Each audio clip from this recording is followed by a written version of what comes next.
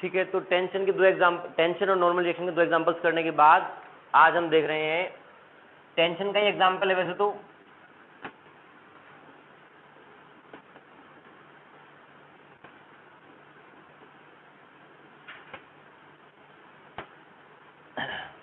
अभी तक हमने जो टेंशन के सवाल करे उसमें स्ट्रिंग आपकी मासलेस थी, तो स्ट्रिंग मासलेस होने के कारण क्या था आपका, tension is same through out the rope या स्ट्रिंग। आज क्या कर रहे हैं, इस स्ट्रिंग का मास है खुद का, लेट से इसकी पूरी लेंथ L है और इसका मास 2 kg है और बॉक्स का मास है 4 kg।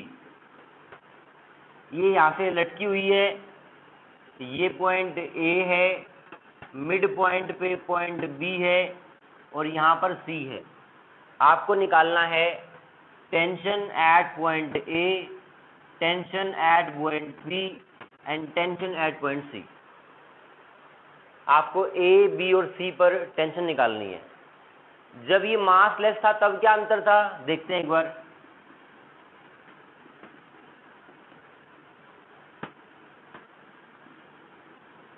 अगर ये स्ट्रिंग मासलेस होती,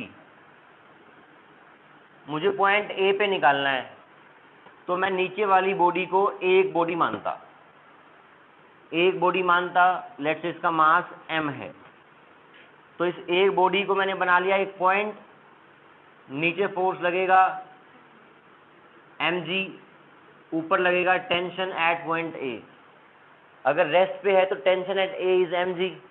ठीक है, अगर मुझे निकालना होता B पर तो मैं इसको एक बॉडी मानता, तो आपका फ्री बॉडी डायग्राम बनता mg tb। tb को भी उतना ही वेट होल्ड करना पड़ रहा है, एक्स्ट्रा वेट होल्ड नहीं करना पड़ रहा, तो tb भी mg के बराबर रहेगा। सिमिलरली अगर यहाँ पे निकालना होता तो मैं इसको एक बॉडी मानता एंड tc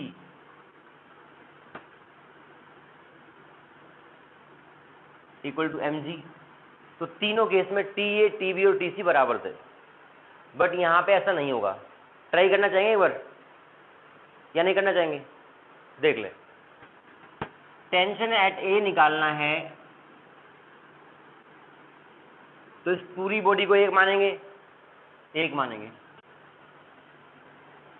तो ऊपर की तरफ इस बॉडी पे फोर्स कितना लगेगा, TA, नीचे की तरफ mg, m कितना हो गया अब 2 और 4 6 और 6 इंटू 10 60 न्यूटन।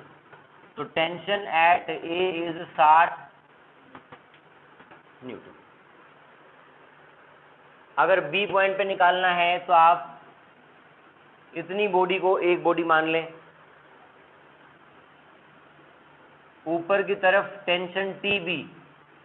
आप सोचें कि इसको होल्ड कौन कर रहा है, ऊपर की तरफ लगने वाला फोर्स TB, तो TB आपका नीचे वाले सारे वेट को होल्ड कर रहा होगा।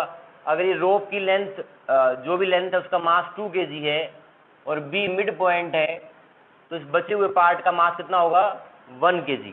1 + 4 5, 5 × 10 50। तो tension eight B will be 50 Newton. अगर C पर निकालना है तो आप इसको एक बॉडी मानेंगे और ऊपर की तरफ आपका TC लगेगा।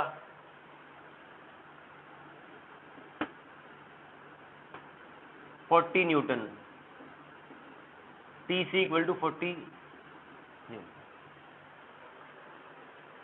वैसे भी फील आ रही है कि ज्यादा ऊपर वाले पॉइंट को ज्यादा वेट होल्ड करना है, नीचे आएंगे तो कम होल्ड करना है, तो ऊपर आपका टेंशन ज्यादा रहेगा, नीचे कम रहेगा।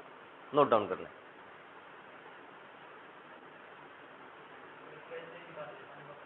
हाँ जी, नंबर कैसे निकाला, नीचे वाला फोर्स mg होता है, mass into gravity, acceleration due to gravity. इस जब पूरी बॉडी को एक माना, 4 और 2 6 हो गया मास, और 6 into acceleration due to gravity 10 मान लिया, 60 आ गया।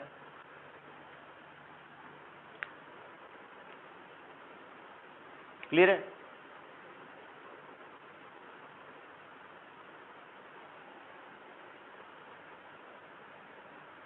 तो मासलेस, ये मासलेस थी यहाँ पे, रोप वॉज मासलेस, और यहाँ पर रोप का मास था। इस केस में TA, TB और TC बराबर रहेंगे, वहाँ पर TA, TB, TC बराबर नहीं रहेंगे।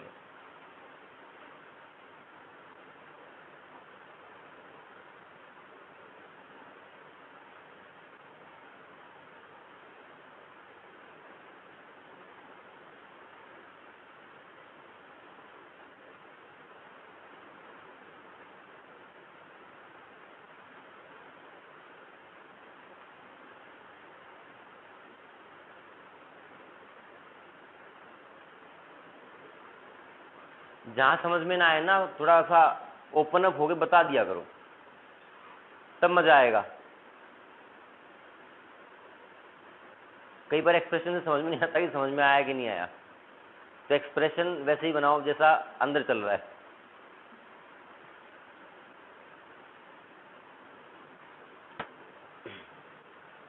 हाँ जी, बढ़े आगे।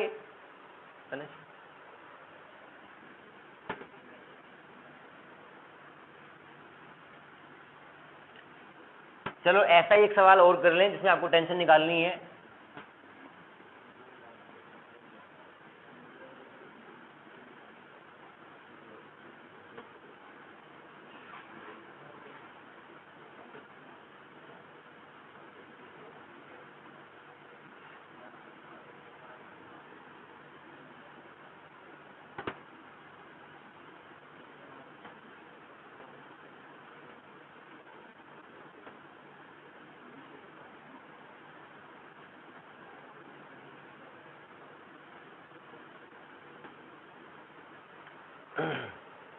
देखिए हमें दो ब्लॉक है यहाँ पे, एक 6 kg का, एक 2 kg का।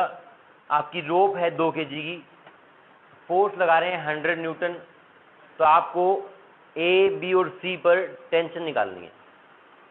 मास है अब रोप का, है ना, करंट राइट।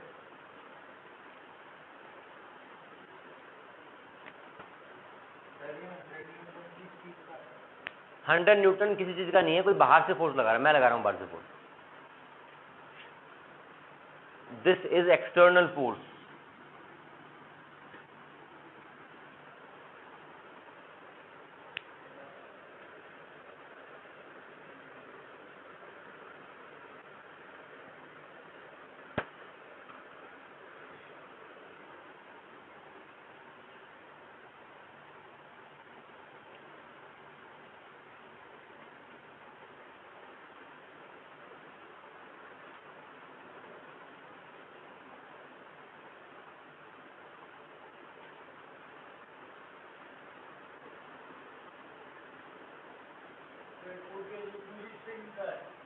हाँ 2 kg पूरी स्ट्रिंग का है।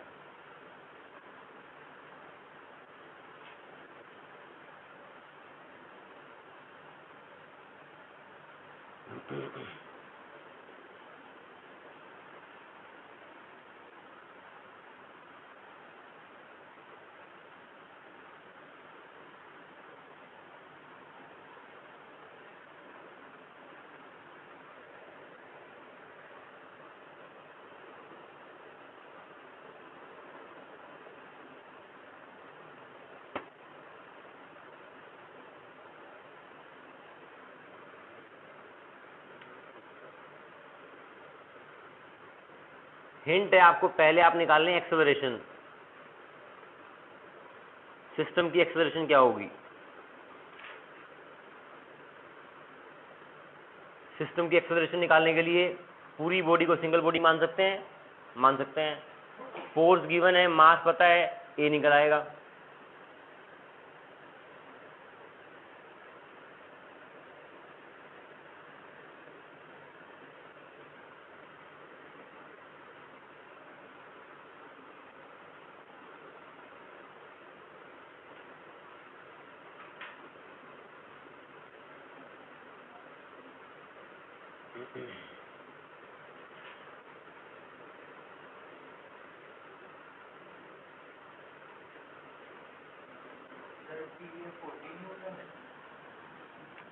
टी ए आपका निकल के आया 40 न्यूटन, चेक करते हैं।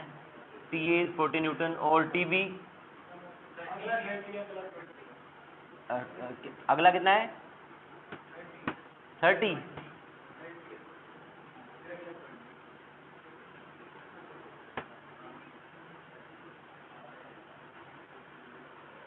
हाँ जी बताएं, मैच हो रहे हैं क्या नहीं हो रहे?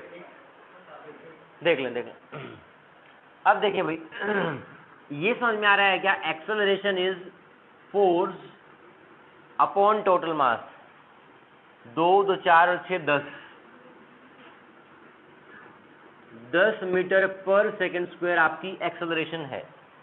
ठीक है, आपको निकालना है ए पॉइंट पे टेंशन। तो consider this as one body. ठीक है, ये बॉडी एक है और वो बॉडी दूसरी थी। इसके ऊपर रस्सी तो फोर्स लगा रही होगी ना, वही आगे लेके जा रही है। तो यहाँ पर जो इस ब्लॉक के ऊपर यहाँ से फोर्स लग रहा होगा वो टी ए लग रहा होगा। इसके अलावा कोई फोर्स इसके ऊपर नहीं है। अगर आपको टी ए निकालना है तो पीछे वाले बॉडी का मास पता है, 2 और 2 4 पता है, एक्सेलरेशन पता है। तो T A will be 4 × 10 40 Newton. हाँ जी, जब आपको टी बी पे निकालना है तब आप इसको एक बॉडी मान लें। इसको आगे मूव कौन कर रहा होगा? Tension force at point B. T B will be mass 3 × A 10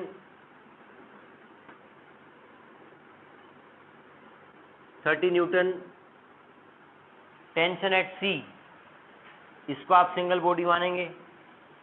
आगे फोर्स कौन लगा रहा है? TC. TC will be 2 × 10 20 Newton. जब भी अब मास वाली रोप आएगी निकाल लेंगे। ठीक है, आगे बढ़ते हैं।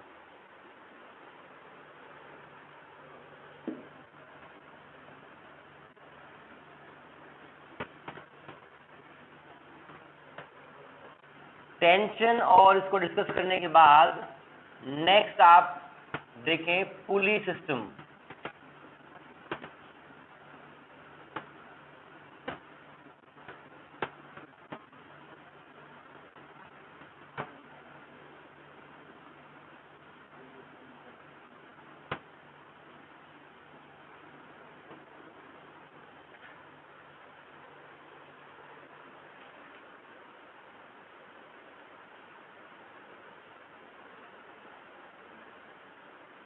नोट डाउन कर लें पहले, उसके बाद वो करते हैं।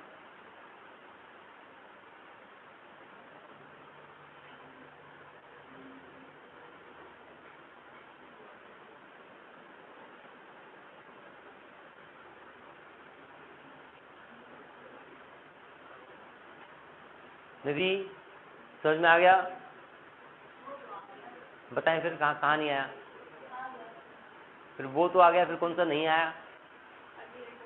अगला टॉपिक नहीं आएगा, आशंका आएगा कि नहीं आएगा? नहीं आएगा। हाँ जी डन, ठीक है।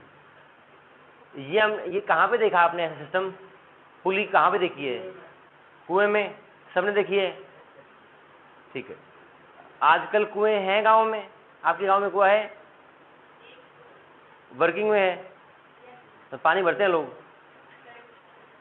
जनरली खेतों के कुएं तो वर्किंग में है, गांव वाले कुएं वर्किंग में इतने नहीं हैं।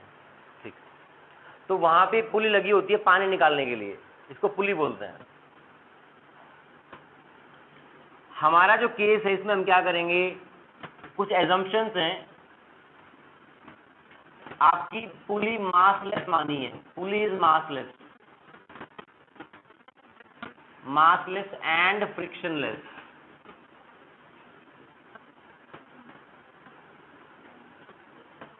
हमने यहाँ पे माना है कि ये पुली पे कोई फ्रिक्शन नहीं है और इसका कोई मास भी नहीं है। सेकंड पॉइंट, जो आपकी ये स्ट्रिंग है ये मासलेस है, या रोप इज मासलेस।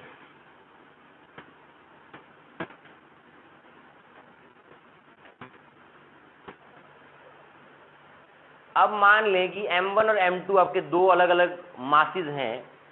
अगर m2 ज़्यादा है तो ये ब्लॉक किस साइड जाएगा, m2 नीचे आएगा और वो ऊपर जाएगा, है ना। ठीक है। अब इसमें एक बात और, जब ये दोनों बातें हों, fully massless and frictionless and rope is also massless, then tension remains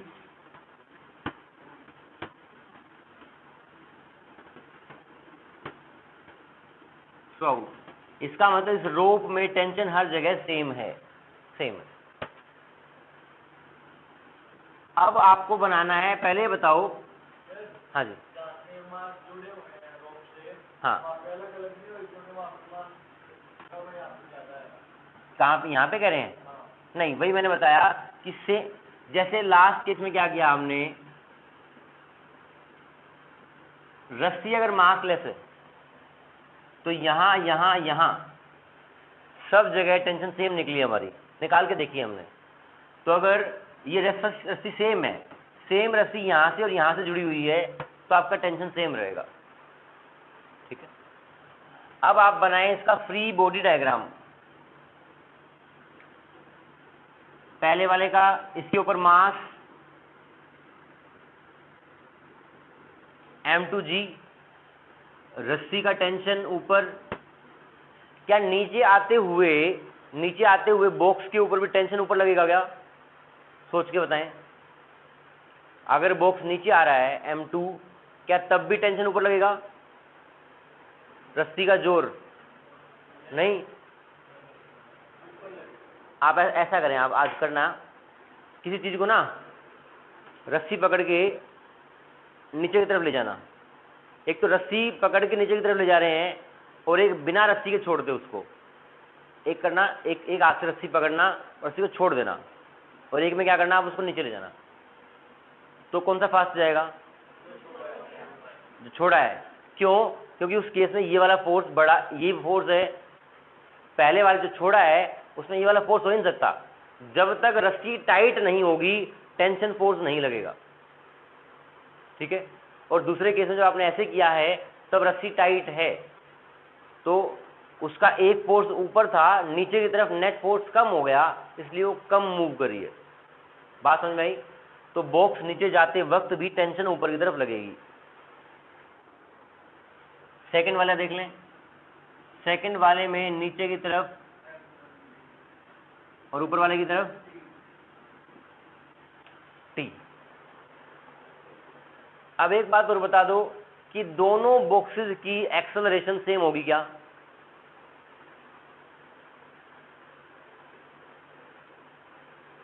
magnitude wise क्या जितना ये नीचे जाएगा क्या उतना ही वो ऊपर आएगा, है ना? जितना वो भागेगा उतना ही उसको भागना पड़ेगा। हाँ जी। तो दोनों की एक्सेलरेशन मैग्नीट्यूड वाइज सेम रहेगी। तो आप एक पॉइंट और ऐड कर सकते हैं, क्या? मैग्नीट्यूड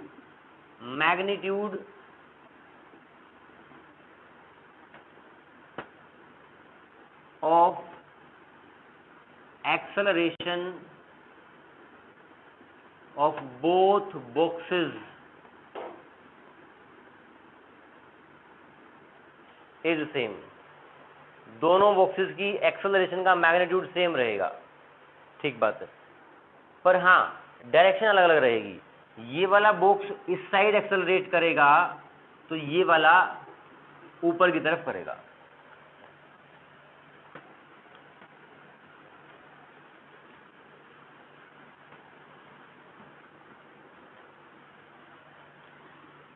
अब नीचे वाले के लिए मुझे अगर इक्वेशन लिखनी है तो m2g माइनस टी, नीचे की तरफ एक्सेलरेट कर रहा है तो ये फोर्स बड़ी होगी, ये बड़ी होगी, तो m2g minus T equal to ma, equation number 1। Second वाले केस में ये वाली फोर्स बड़ी होगी, p minus m1g equal to M1A equation number 2। यहां तक देख लें, कोई भी डाउट है क्या? नहीं ना?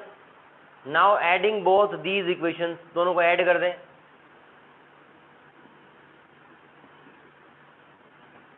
ऐड करेंगे तो t कटेगा प्लस t माइनस टी, ये आ जाएगा M2 minus M1G M1 plus M2 into A। A becomes M2 minus M1 G M1 plus M2। ये आपकी आ गई एक्सेलरेशन ऑफ टू ब्लॉक्स, दोनों की एक्सेलरेशन का मैग्नीट्यूड सेम रहेगा, M2 minus M1 upon M1 plus M2 into G। ये A आ गया, ठीक बात है। क्या करें हैं? पहले ये बताएं कि इसमें कोई दिक्कत है, तो ये ऐड करके ये बना है।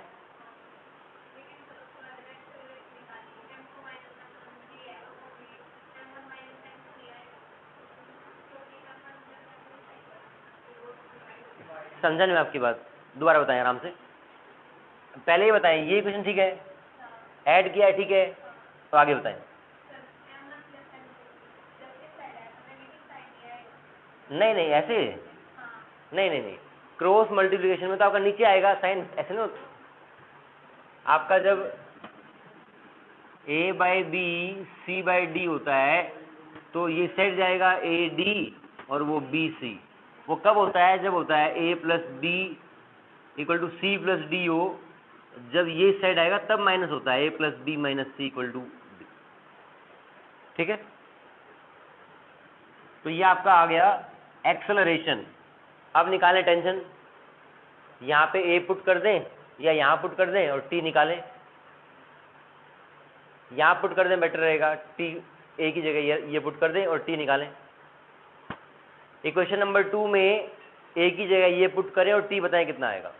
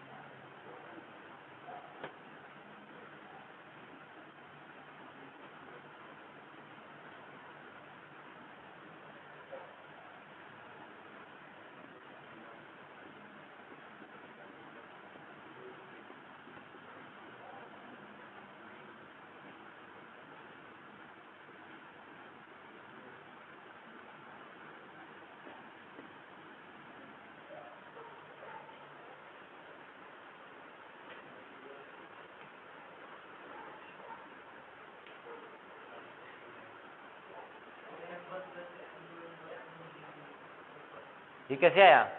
ये एलसीएम लिया नीचे, ये एलसीएम लिया है तो वो ऊपर जाएगा वहाँ।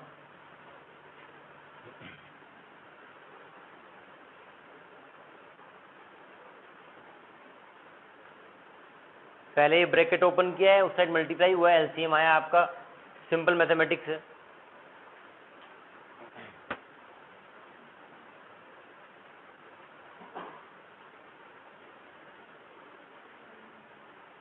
क्लियर है?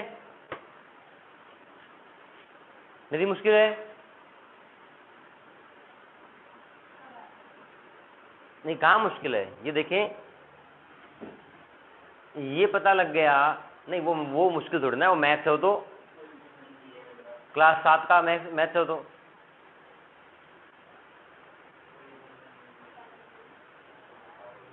बिल्कुल सिंपल है, दोनों को साथ में मूव करना है, जितना ये नीचे आएगा उतना ही वो ऊपर जाएगा, तो आपकी एक्सेलरेशन बराबर है। एक बात, मास लेस आपका स्ट्रिंग है इसलिए टेंशन बराबर है, तो टी और ए दोनों में सेम है। आपने फोर्सेस लगाए, नीचे वाला फोर्स यहाँ पे बड़ा होगा क्योंकि एक्सेलरेट नीचे कर रहा है, वहाँ ऊपर वाला फोर्स बड़ा होगा क्योंकि एक्सेलरेट ऊपर कर रहा है। इक्वेशंस बनाई, ऐड किया, आगे तो आसान है। फिजिक्स यहीं तक है, उसके बाद मैथ्स है। आगे बढ़े, एक सवाल कर दे इसके ऊपर बेस्ड।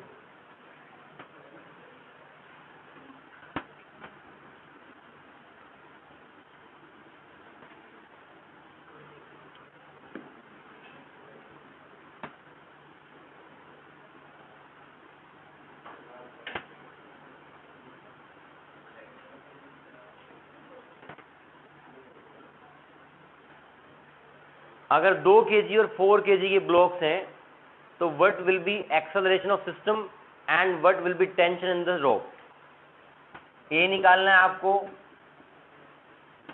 और टेंशन निकालनी है।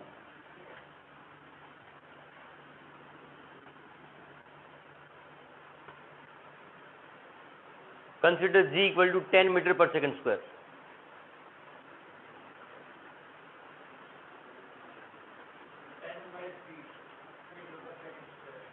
क्या आया? एक्सेलरेशन, टेंशन, 10 में 4 आ रहा है।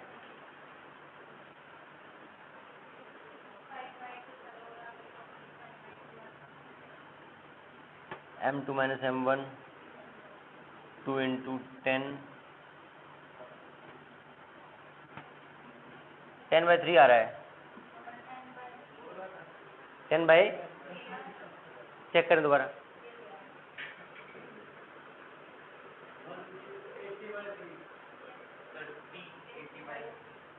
P80/3। होशियार हो गए सारे? हाँ जी,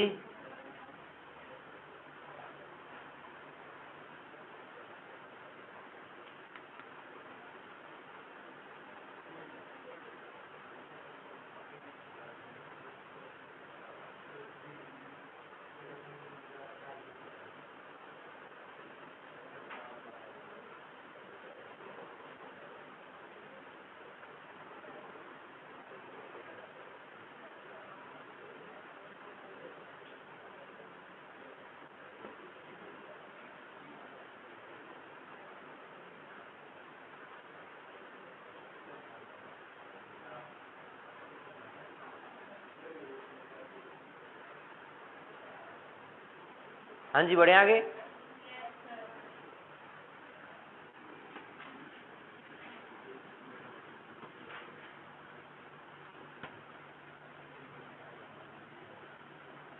पुली सिस्टम के ऊपर ही बेस्ड एक और टाइप कर लें, क्वेश्चन नहीं है, मतलब टॉपिक ही मान लो, आपकी मर्जी है।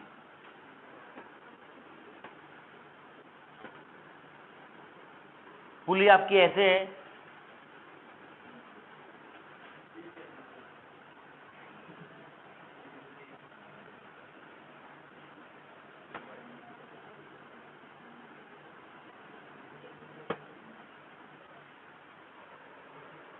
सेम है, ये आपका massless, frictionless and rope is also massless. अगर आप इसको छोड़ेंगे, ये आपका सरफेस भी क्या है, स्मूथ है, कोई फ्रिक्शन नहीं है। आप बताएं, जैसे ही सिस्टम को छोड़ूंगा तो क्या ये बॉक्स नीचे आएगा? ऐसा कोई भी केस नहीं हो सकता कि जिसमें रुका रहे हो, मैं कह रहा हूँ कि जैसे इस बेंच पे यहाँ पे आपने पुली लगाई, एक धागा बांध के एक बॉक्स यहाँ लटका दिया। हाँ जी, क्या कह रहे हैं? नहीं, छोड़ना पड़ेगा वो तो। सवाल समझे आप? यहाँ पुली है, यहाँ एक मास लगा हुआ है, एक मास नीचे लटका हुआ है। क्या ऐसा संभव है क्या मैं सिस्टम को छोड़ दूं और मूव ना करे? ज़्यादा वेट हो? नहीं, पुली स्मूथ है आपकी, पुली में कोई दिक्कत नहीं है। और ये आपका ये वाला सरफेस ही स्मूथ है, मतलब ये जो टेबल है इट इज़ वेरी स्मूथ। चलो आपकी बात मानते हैं, आप कह रहे हैं। हाँ जी, उल्टी उल्टी बात ना कर तू।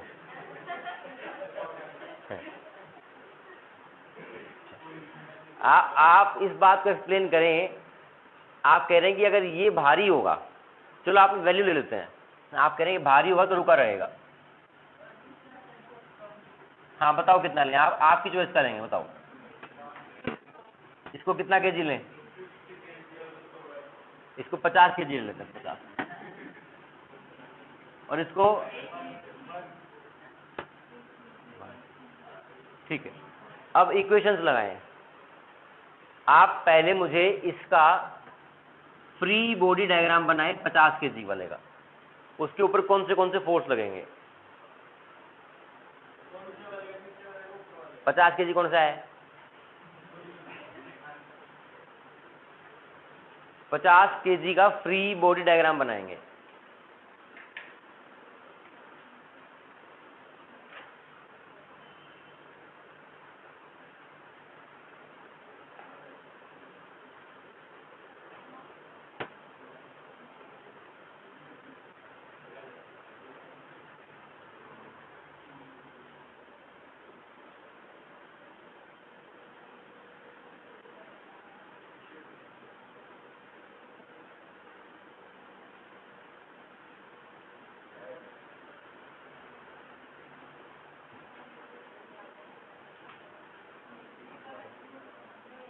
दिखाएं?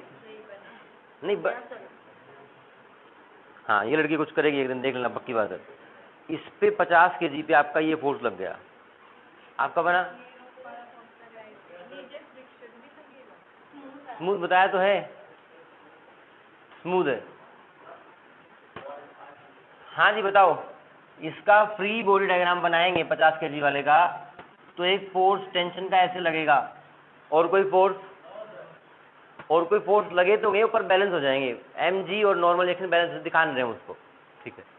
अब यदि इसके ऊपर एक ही फोर्स लग रहा है तो क्या ये रुका रह सकता है?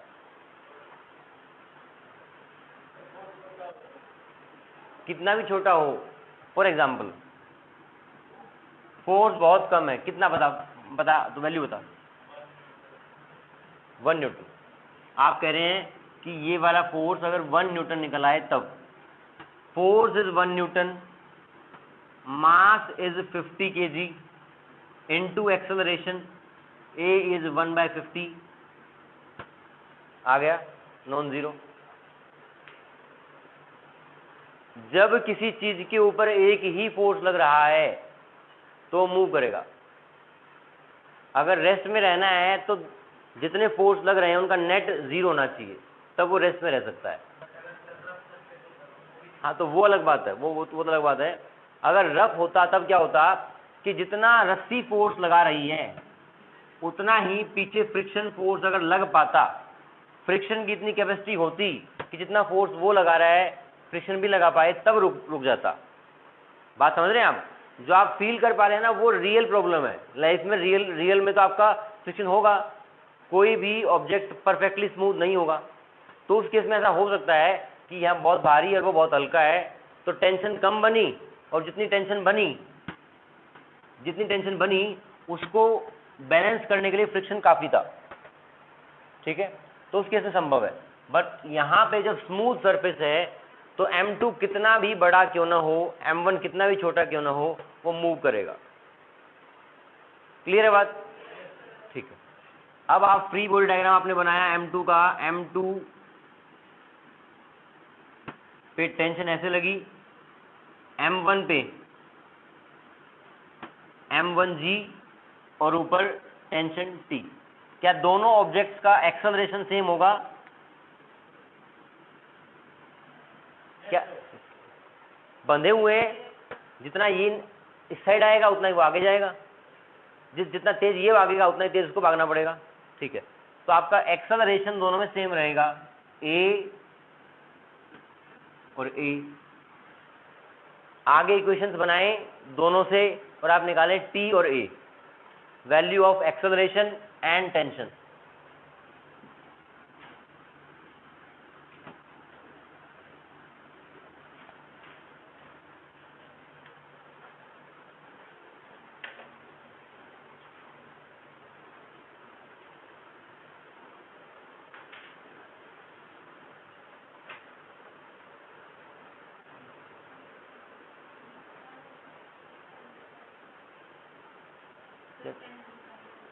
mg भाई देखते हैं।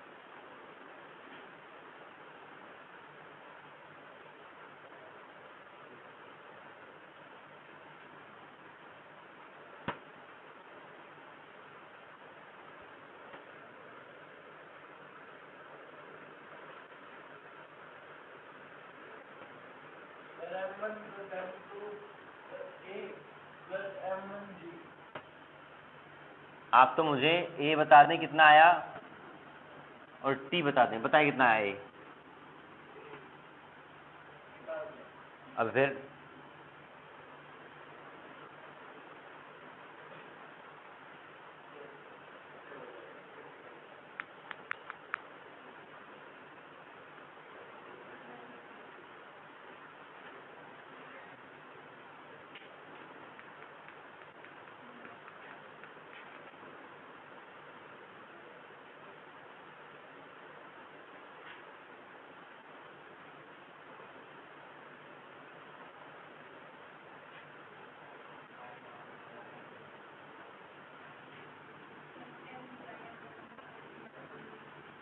हाँ जी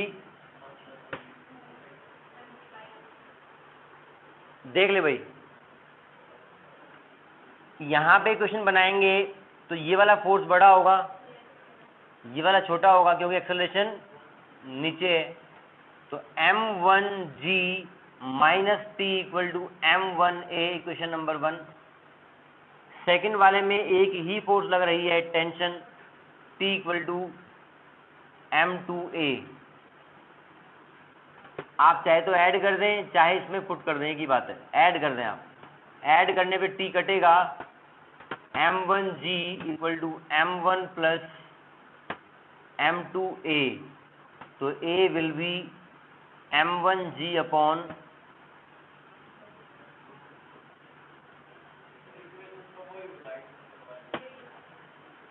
और T कितना आया, T विल बी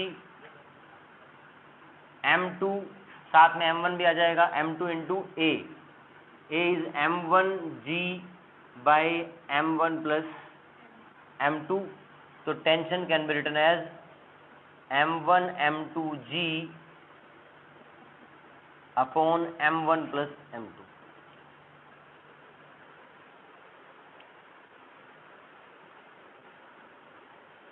ठीक है, इतना ही करते हैं आज।